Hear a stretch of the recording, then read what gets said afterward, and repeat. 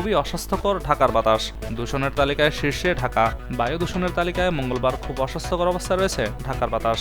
সকাল 7:30টার দিকে আন্তর্জাতিক বায়ুমান IQAir এর তথ্যানুযায়ী 230 স্কোর নিয়ে বিশ্বের দূষিত শহরের তালিকায় শীর্ষে রয়েছে রাজধানী ঢাকা।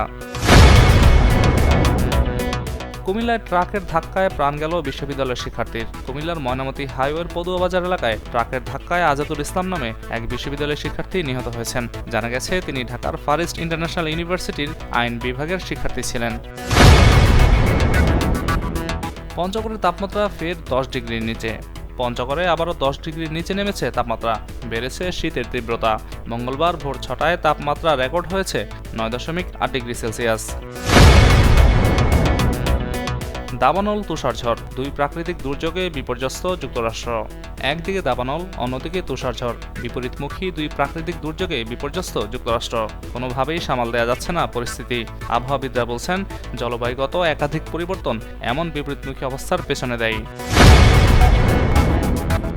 প্রবাসী আয় প্রেরণকারী দেশের তালিকার শীর্ষে যুক্তরাষ্ট্র। দেশে প্রবাসী আয় প্রেরণকারী দেশ হিসেবে টানা 3 মাস ধরে শীর্ষে রয়েছে যুক্তরাষ্ট্র। রাজনৈতিক পট পরিবর্তনের পর যুক্তরাষ্ট্র থেকে প্রবাসী আয় আসা বেড়ে গেছে।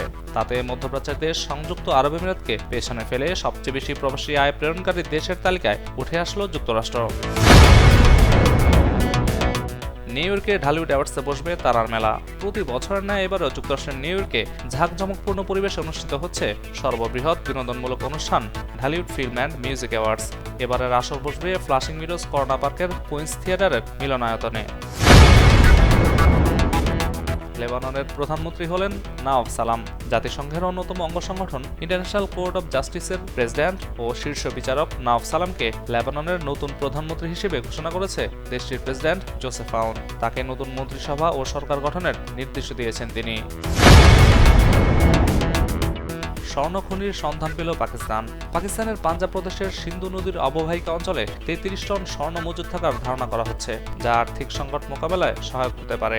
সামাজিক যোগাযোগ মাধ্যমের এক বার্তায় এমনটি জানিয়েছেন সাবেক খনিমন্ত্রী ইব্রাহিম হাসান মুরাদ।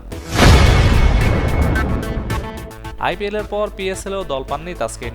IPL-এ একাধিক আসরে অফার পেলেও বিসিবির আপত্তিতে খেলেননি তাসকিন আহমেদ। এবার IPL ও PSL-এও অবিকৃত থাকলেন এই পেসার। নীল সাগরের পারে তাহসান রোজার মধুর মুহূর্ত। নতুন বছরের শুরুতে সকলকে চমকে দিয়ে মেকআপ আর্টিস্ট রোজা আহমেদকে বিয়ে করেছেন জনপ্রিয় সঙ্গীত শিল্পী ও অভিনেতা তাহসান খান। বর্তমানে হানিমুনের উদ্দেশ্যে দম্পতি আছেন মালদ্বীপে। সেখানে চমৎকার সময় কাটাচ্ছেন এই দম্পতি।